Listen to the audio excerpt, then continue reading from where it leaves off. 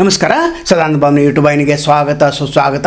Doctor ಯತೀಂದರ್ ಅವರಿಗೆ ಅಹಿಂದ ನಾಯಕತ್ವ ಕೊಡ್ತಾರಾ, ಬೆಳಗಾವಿಯಿಂದಲೇ ಮತ್ತೆ ಅಹಿಂದ ಕೂಗು ಕೇಳಿ ಬರ್ತದ ಅನ್ನುವಂಥ ವಿಚಾರ ಇವತ್ತಿನ ವಿಡಿಯೋದ ಮುಖ್ಯ ಉದ್ದೇಶ.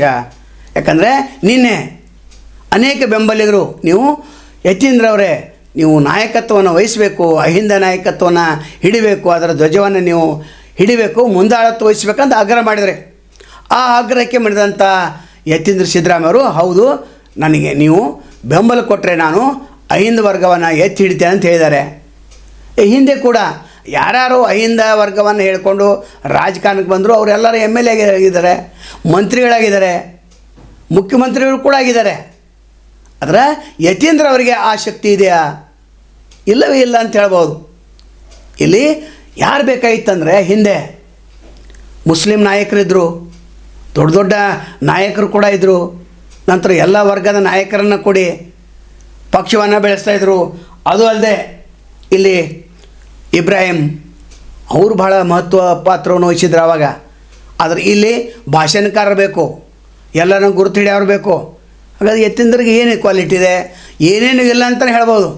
ಆದರೆ ನಾಮಕಾವಾಸ್ತೆ ಇಟ್ಟು ನಾವು ಅಹಿಂದವನ್ನು ಬೆಳೆಸಬೇಕು ಅನ್ನೋಂಥ ವಿಚಾರ ಏನಾದರೂ ಬೆಳಗಾವಿ ಜಿಲ್ಲೆಯ ನಾಯಕರಿಗೆ ಇದೆಯಾ ಅಂತ ಕೇಳಬೇಕಾಗ್ತದೆ. ಯಾಕಂದರೆ ಸಿದ್ದರಾಮಯ್ಯ ಅವರು ಮತ್ತು ಸತೀಶ್ ಜಾರಕಿಹೊಳಿ ಅವ್ರ ಮಧ್ಯೆ ಒಳ ಮನಸ್ಸು ಇಂದಿಗೂ ಕೂಡ ಕುದೀತಾ ಇದೆ.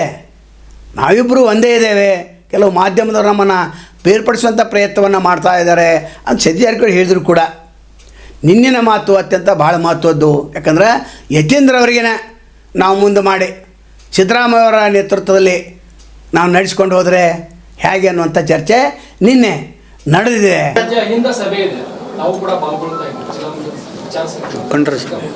ಚರ್ಚೆ ಹೌದು, ಸಾಯಂಕಾಲ ಅದರೊಳಗೆ ಭಾಗವಹಿಸ್ತಾ ಇದೆ.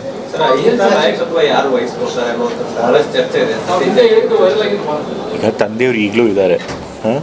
ಸೊ ಅವರು ಹೇಳಿದ್ದಾರೆ, ಅವರು ಸಕ್ಕರೆ ರಾಜಕಾರಣದಲ್ಲಿ ಇನ್ನೂ ಇರ್ತೀನಿ, ಮತ್ತು ಎಲ್ಲ ಅಹಿಂದ ವರ್ಗಗಳಿರ್ಬೋದು, ಯಾವುದೇ ದುರ್ಬಲ ವರ್ಗದವ್ರು ಇರ್ಬೋದು, ಅವ್ರ ಪರವಾಗಿ ಇನ್ನೂ ರಾಜಕಾರಣ ಮಾಡ್ತೇನೆ, ಅವ್ರ ಪರವಾಗಿ ದನಿ ಎತ್ತುತ್ತೀನಿ ಅಂತ ಹೇಳಿದ್ದಾರೆ.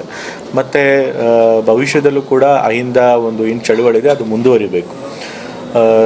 ನಾ ಹಿಂದೆ ಹೇಳಿದೆ ಸತೀಶ್ ಜಾರಕಿಹೊಳಿ ಅವರು ಕೂಡ ಅದ್ರ ಬಗ್ಗೆ ನಾಯಕತ್ವ ತೆಗೆದುಕೊಳ್ಳಿ ಅಂತ. ಸೊ ಹಾಗಾಗಿ ಯಾವುದೇ ನಾಯಕರು ಇರ್ಬೋದು, ಬಹಳಷ್ಟು ಜನ ಇಂದ ಚಳುವಳಿಯಲ್ಲಿ ನಂಬಿಕೆ ಇಟ್ಕೊಂಡಿರುವಂಥ ನಾಯಕರು ನಮ್ಮ ಪಕ್ಷದಲ್ಲಿದ್ದಾರೆ. ಸೊ ಯಾವುದೇ ನಾಯಕರು ಈ ವರ್ಗಗಳ ಒಂದು ಹಿತಾಸಕ್ತಿಯನ್ನು ಕಾಪಾಡೋಕ್ಕೆ ಮುಂದೆ ಬಂದರೆ, ಅದ್ರ ಪರವಾಗಿ ಕೆಲಸ ಮಾಡಿದ್ರೆ, ಅವ್ರ ಪರವಾಗಿ ಧ್ವನಿ ಎತ್ತಿದ್ರೆ ಸಹಜವಾಗಿ ಅವರೇ ನಾಯಕರಾಗ್ತಾರೆ. ಇದಕ್ಕೆ ಅಹಿಂದ ನಾಯಕರು ಒಪ್ಪಂಥ ಸಾಧ್ಯತೆ ಇಲ್ಲೇ ಇಲ್ಲ. ಯಾಕಂದರೆ ಅಹಿಂದ ನಾಯಕ ಅಂತಂದರೆ ಒಮ್ಮೆ ನೋಡಿದ ತಕ್ಷಣ ಗುರುತ ಹಿಡಿಬೇಕು. ಯತೀಂದ್ರ ಅವರಿಗೆ ಗುರುತ ಹಿಡಿಯುವಂಥ ಶಕ್ತಿನೇ ಇಲ್ಲ. ನಾಯಕರನ್ನು ಯಾವ್ಯಾವ ನಾಯಕರು ಎಲ್ಲೆಲ್ಲಿದ್ದಾರೆ, ಯಾವ್ಯಾವ ಜಿಲ್ಲೆಯಲ್ಲಿದ್ದಾರೆ, ಯಾರ್ಯಾರ ಶಕ್ತಿ ಎಷ್ಟೆಷ್ಟಿದೆ ಅನ್ನೋದು ಅಳತೆ ತೂಗ ಮಾಡಿ ವೇದಿಕೆಯಲ್ಲಿ ಕರಿಬೇಕಾಗ್ತದೆ. ಇಲ್ಲಿ ಏನಾಗಿದೆ, ಯತೀಂದ್ರ ಅವ್ರಿಗೆ ಇದು ಯಾವುದೂ ಗೊತ್ತಿಲ್ಲ. ಆದರೂ ಕೂಡ ನಾನು ಸಿದ್ಧನಿದ್ದೇನೆ ಅಂತ ಯಾಕೆ ಹೇಳಿದ್ರೆ ಅಂದರೆ, ಇವರು ಒಂದು ವೇಳೆ ಇಲ್ಲಂತಾರೆ ಮತ್ತೆ ಸಿದ್ದರಾಮಯ್ಯ ಅವರ ನೇತೃತ್ವ ವಹಿಸ್ತಾರ. ಅವ್ರು ಹೇಳಿದ್ರೆ ನಾನು 2028ರಲ್ಲಿ ನಿಲ್ಲೋದಿಲ್ಲ, ಆದರೆ ರಾಜಕೀಯದ ನಿವೃತ್ತಿ ಹೊಂದೋದಿಲ್ಲ ಅಂತ ಹೇಳಿದ್ದಾರೆ. ಹಾಗಾದ್ರೆ ಅಹಿಂದ ನಾಯಕತ್ವ ಮತ್ತೆ ಸಿದ್ದರಾಮಯ್ಯ ಅವರು ವಹಿಸ್ತಾರ?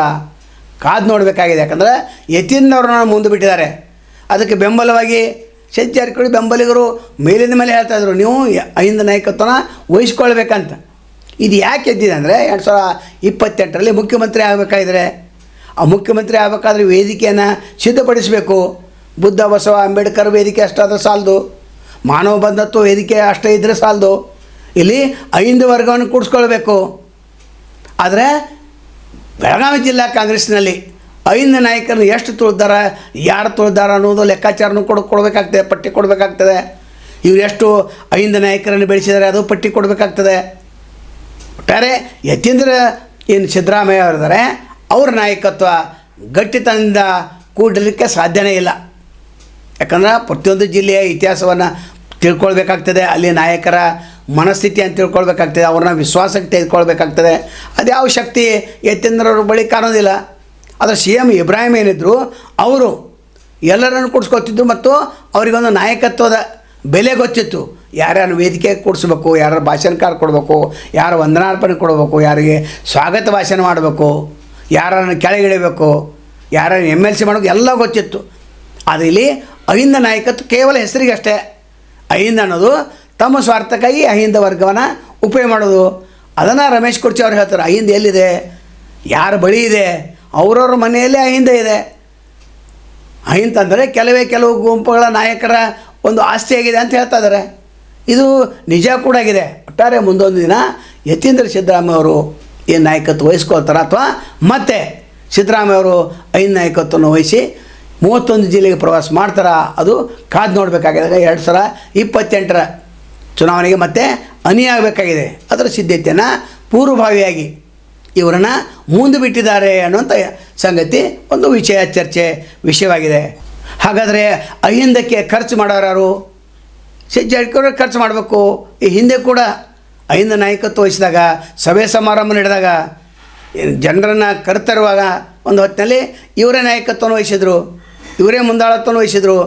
ಆದರೆ ಇವರು ಹಿನ್ನೆಲೆಯಾಗಿ ನಿಂತಿದ್ದರು. ಈಗ ಯತೀಂದ್ರ ಅವ್ರ ಹೆಸರು ಹೇಳಿ ಅವರು ನಿರಾಕರಣೆ ಮಾಡಿದರೆ, ಸಿದ್ದರಾಮಯ್ಯ ಅವರು ನಿರಾಕರಣೆ ಮಾಡಿದರೆ, ಜಾರಕಿಹೊಳಿ ತಮ್ಮ ಬೆನ್ನ ಮೇಲೆ ಹೊತ್ಕೊಳ್ಳೇಬೇಕಾಗ್ತದೆ. ಅಹಿಂದ ವರ್ಗವನ್ನು ಮುನ್ನಡೆಸ್ಕೊಂಡು ಹೋಗಲೇಬೇಕಾಗ್ತದೆ. ಯಾಕಂದ್ರೆ ಮುಖ್ಯಮಂತ್ರಿ ಆಗಬೇಕಾಗಿದೆ. ಇವರು ಜಾರಕಿಹೊಳಿ ಅವರು ಈ ವಿಷಯವಾಗಿ ಯಾವ ಒಂದು ನಿರ್ಣಯ ಕೈಗೊಳ್ತಾರೆ ಕಾದು ನೋಡ್ಬೇಕು.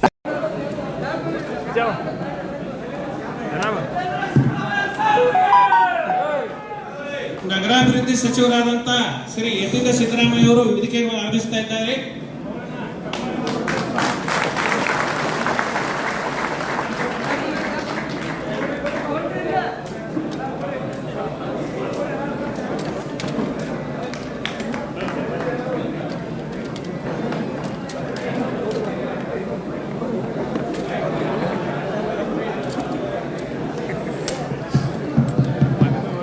ದಯವಿಟ್ಟು ಎಲ್ಲರೂ ಕುಳಿತುಕೊಳ್ಳಬೇಕು.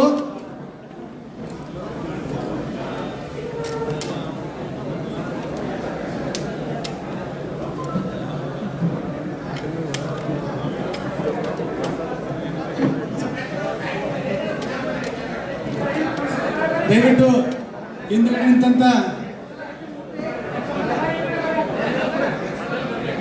ಮುಖಂಡರು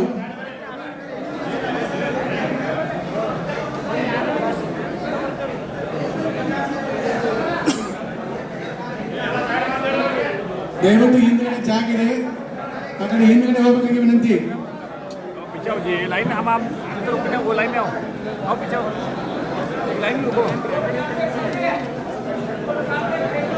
ಇವತ್ತಿನ ಈ ಬೆಳಗಾವಿ ಜಿಲ್ಲಾ 5 ಮುಖಂಡರ ಸಭೆಗೆ ಆಗಮಿಸಿದಂತ ದಯವಿಟ್ಟು ಘೋಷಣೆಗಳು ಹಾಕಬಾರ್ದು. ಇವತ್ತಿನ ಬೆಳಗಾವಿ ಜಿಲ್ಲಾ ಮಟ್ಟದ 5 ಮುಖಂಡರ ಈ ಸಭೆಗೆ ಆಗಮಿಸಿದಂತ ನಿಮ್ಮೆಲ್ಲರ ಯುವ ನಾಯಕರು, ಕರ್ನಾಟಕ ಸರ್ಕಾರದ ನಗರಾಭಿವೃದ್ಧಿ ಸಚಿವರು ಆದಂಥ ನಮ್ಮೆಲ್ಲರ ನಾಯಕರಾದಂಥ ಸನ್ಮಾನ್ಯ ಶ್ರೀ ಯತೀಂದ್ರ ಸಿದ್ದರಾಮಯ್ಯ ಸಾಹೇಬರು ಆಗಮಿಸಿದ್ದಾರೆ. ಅವರಿಗೆ ನಮ್ಮೆಲ್ಲರ ಪರವಾಗಿ ಸ್ವಾಗತ ಕೋರ್ತೇನೆ. ಅದೇ ರೀತಿ ಇಲ್ಲಿ ಆಗಮಿಸಿದ ಎಲ್ಲ ಪೂಜ್ಯರು ಕೂಡ ಈ ಸಭೆಗೆ ಸ್ವಾಗತ ಬಯಸುತ್ತೇನೆ. ಅದೇ ರೀತಿ ಗೂಢ ಅಧ್ಯಕ್ಷರು ಹಾಗೂ ಚಿಕ್ಕೋಡಿ ಜಿಲ್ಲಾ ಕಾಂಗ್ರೆಸ್ ಕಮಿಟಿ ಅಧ್ಯಕ್ಷರಾದ ಸನ್ಮಾನ್ಯ ಶ್ರೀ ಲಕ್ಷ್ಮಣರಾವ್ ಚಿಂಗ್ಲೇಸರ್ ಅವರಿಗೆ ಕೂಡ ಸ್ವಾಗತ ಬಯಸ್ತೇನೆ. ಅದೇ ರೀತಿ ಕರ್ನಾಟಕ ಪ್ರದೇಶ ಕುರುಬರ ಸಂಘದ ಕಾರ್ಯದರ್ಶಿಯಾದ ಬಸವರಾಜ್ ಬಸವರಾಜ್ ಅವರಿಗೆ ಸ್ವಾಗತ ಬಯಸ್ತೇನೆ. ಅದನ್ನೇ ಸದಾಶಿವ ಗುಡ್ಡಾಳ ಅವರಿಗೆ ಕೂಡ ಸ್ವಾಗತ ಬಯಸ್ತೇನೆ. ಜಿಲ್ಲಾ ಕುರುಬರ ಸಂಘದ ಅಧ್ಯಕ್ಷರಾದ ಮಡ್ಯಪ್ಪ ತೋಳೂರು ಅವರಿಗೆ ಕೂಡ ಸ್ವಾಗತ ಬಯಸ್ತೇನೆ. ಅದೇ ರೀತಿ ಮಾಯೂರಣ್ಣ ಮೊಯ್ತು ಅವರು ಆಗಮಿಸಿದ್ದಾರೆ, ಅವರಿಗೆ ಕೂಡ ಸ್ವಾಗತ ಬಯಸ್ತೇನೆ. ರಾಜಶೇಖರ್ ತಳವಾರ್ ಅವರು ಕೂಡ ಸ್ವಾಗತ ಬಯಸುತ್ತೇನೆ. ಅದೇ ರೀತಿ ಶೀತಲ್ ಮುಂಡೆ ಆಗಮಿಸಿದ್ದಾರೆ, ಅನಗರ ಸಮಾಜದ ಅಧ್ಯಕ್ಷರು ಅವರಿಗೆ ಕೂಡ ಸ್ವಾಗತ ಬಯಸುತ್ತೇನೆ. ಬೇಗರಾಮ್ ಪವಾರ್ ಆಗಮಿಸಿದ್ದಾರೆ, ಅವರಿಗೆ ಕೂಡ ಸ್ವಾಗತ ಬಯಸುತ್ತೇನೆ. ಅದೇ ರೀತಿ ಇಲ್ಲಿ ಆಗಮಿಸಿದಂತ ಅವರಿವರನ್ನದೇ ಇಲ್ಲಿ ಆಗಮಿಸಿದಂತ ಎಲ್ಲ ಸಮುದಾಯದ ಅದೇ ರೀತಿ ಸವದತ್ತಿಯ ಶಾಸಕರಾದ ವಿಶ್ವಾಸನ ವೈದ್ಯವರು ಆಗಮಿಸಿದ್ದಾರೆ, ಅವರಿಗೆ ಕೂಡ ಸ್ವಾಗತ ಬಯಸುತ್ತೇನೆ. ಅದೇ ರೀತಿ ಎಲ್ಲರೂ ಆಗಮಿಸಿದಂತ ಅವರಿವರೆನ್ನದೇ ಎಲ್ಲ ಸಮಾಜದ ಮುಖಂಡರು, ಕಾರ್ಯಕರ್ತರು, 5 ಸಮಾಜದ ವರ್ಗರು ಆಗಮಿಸಿದ್ದಾರೆ, ಅವರಿಗೆ ಎಲ್ಲರೂ ಕೂಡ ಸ್ವಾಗತ ಮಾಡಿ ನನ್ನ ಸ್ವಾಗತ ಬಯಸ ಮುಗಿಸುತ್ತೇನೆ.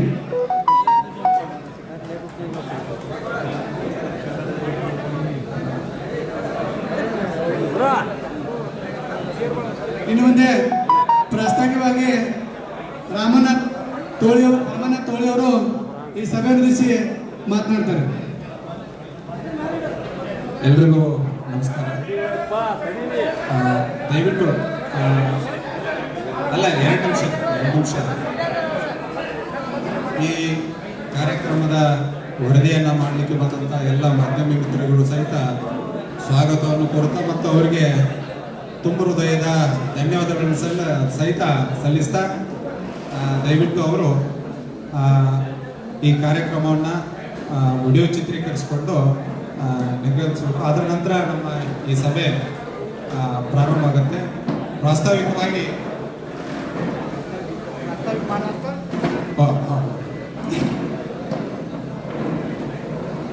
ಬೆಳಗಾವಿ ಜಿಲ್ಲಾ ಐದ ಮುಖಂಡರ ಸಭೆಯನ್ನ ಆಯೋಜಿಸಬೇಕಂತೇಳಿ ನಿನ್ನೆ ದಿನ ಸಭೆ ಸೇರಿ ಬೆಳಗಾವಿ ಜಿಲ್ಲೆಯ ಎಲ್ಲ 18 ವಿಧಾನಸಭಾ ಮತಕ್ಷೇತ್ರಗಳಿಂದ ಎಲ್ಲ ಸಮುದಾಯದ ಮುಖಂಡರು ಈ ಸಭೆಯಲ್ಲಿ ಪಾಲ್ಗೊಂಡಿದ್ದಾರೆ. ನಮ್ಮ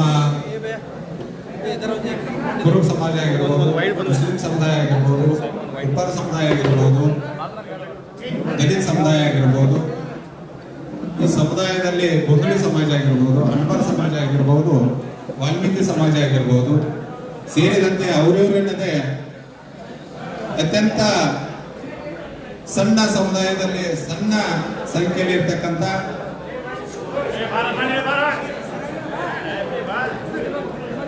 ಸುಡುಗಾಡು ಸಮುದಾಯದವರು ಸಹಿತ ಈ ಸಭೆಯಲ್ಲಿ ಭಾಗಿಯಾಗಿದ್ದಾರೆ. ಹೀಗಾಗಿ ಸನ್ಮಾನ್ಯ ಯತೀಂದ್ರ ಸಿದ್ದರಾಮಯ್ಯ ಸರ್ ನೇತೃತ್ವ ಮತ್ತು ಜಿಲ್ಲೆಯ ಯುವ ನಾಯಕರು, ಕರ್ನಾಟಕ ಪ್ರದೇಶ ಯುವ ಕಾಂಗ್ರೆಸ್ಸಿನ ಪ್ರಧಾನ ಕಾರ್ಯದರ್ಶಿಗಳು, ಬೆಳಗಾವಿ ಜಿಲ್ಲಾ ಮಧ್ಯವರ್ತಿ ಬ್ಯಾಂಕಿನ ನಿರ್ದೇಶಕರು ಹಾಗೂ ಕರ್ನಾಟಕ ರಾಜ್ಯ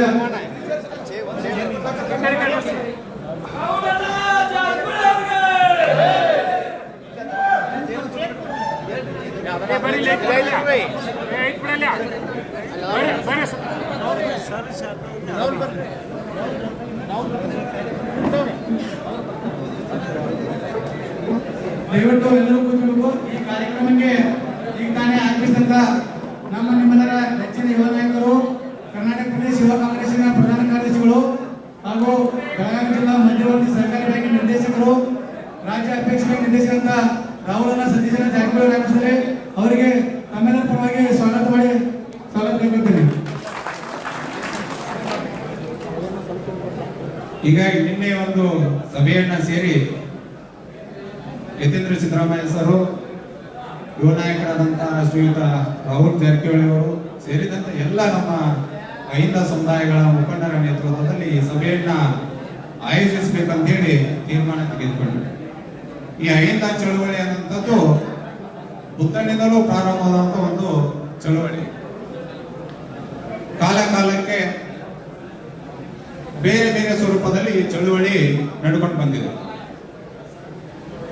ಈ ಏನು ಅಹಿಂದ ಚಳುವಳಿಯನ್ನ ಅಹಿಂದ ಅನ್ನೋಕ್ಕಿಂತ ಪೂರ್ವದಲ್ಲಿ ಸಹಿತ ಈ ದೇಶದಲ್ಲಿ ಒಂದು ಬಾಂಬ್ಸೆಪ್ ಅನ್ನುವಂಥ ಚಳುವಳಿ, ಆ ಚಳುವಳಿಯ ಮೂಲಕ ಮತ್ತೆ ಹೊಸ ಹೊಸ ರೂಪಗಳನ್ನ ಪಡ್ಕೊಂಡು ಗುಜರಾತಿನ ಶಾಸಕರಾದಂಥ ಮಾಧವ್ ಸಿಂಗ್ ಸೋಲಂಕಿ ಅವರು ತಮ್ಮ ವಿಧಾನಸಭಾ ಕ್ಷೇತ್ರದಲ್ಲಿ ಈ ಚಳುವಳಿಯ ಮೂಲಕ ತಮ್ಮ ಜನಪ್ರತಿನಿಧಿತ್ವವನ್ನ ವಹಿಸ್ತಾ ಇದ್ರು. ಅದರ ನಂತರ ಕರ್ನಾಟಕದಲ್ಲಿ ದೇವರಾಜ ಅರಸರಾಗಿರಬಹುದು, ಶ್ರೀಯುತ ಬಂಗಾರಪ್ಪನವರು ಸಹಿತ ಸ್ವರೂಪದಲ್ಲಿ ಈ ಚಳುವಳಿಯ ಪ್ರಯೋಗ ಮಾಡಿದ್ರು. ಮುಂದೆ ಈ ರಾಜ್ಯದಲ್ಲಿ ಬಡ್ತಿ ಮೀಸಲಾತಿ ಪ್ರಾರಂಭವಾದಾಗ ಅಹಿಂಸಾ ಅನ್ನುವಂಥ ಒಂದು ಸಂಘಟನೆ ಪ್ರಾರಂಭ ಆಯಿತು ಕೋಲಾರದಲ್ಲಿ. ಅವಾಗ ದಲಿತರನ್ನ ಹೊರಗಿಟ್ಟು ಅಹಿಂಸಾ ಅನ್ನುವಂಥ ಒಂದು ಸಂಘಟನೆ ಪ್ರಾರಂಭಗೊಂಡಾಗ ಮುಂದೆ ಇದಕ್ಕೆ ದಲಿತರನ್ನ ಒಳಗೊಂಡು ಅಹಿಂಸಾ ಅನ್ನುವಂಥ ಅಲ್ಪಸಂಖ್ಯಾತ ಹಿಂದುಳಿದ ದಲಿತರು ಎನ್ನುವಂಥ ಕಾನ್ಸೆಪ್ಟ್ ನಲ್ಲಿ ಚಳುವಳಿ ಮುಂದೆ ಹಾವೇರಿಯಲ್ಲಿ 2000ನೇ ಇಸ್ವಿಯಲ್ಲಿ. ಯಾಕಂದ್ರೆ ಅಹಿಂದ ಅನ್ನುವಂಥದ್ದು ಮೊದಲು ನೌಕರರ ಸಂಘಟನೆ ಇದೆ. ಕರ್ನಾಟಕ ರಾಜ್ಯ ಸರ್ಕಾರಿ ನೌಕರರು ಕಟ್ಟಿದಂತ ಸಂಘಟನೆ ಇದೆ ಅಹಿಂದ ಅನ್ನೋದು. ಅದು ಮುಂದೆ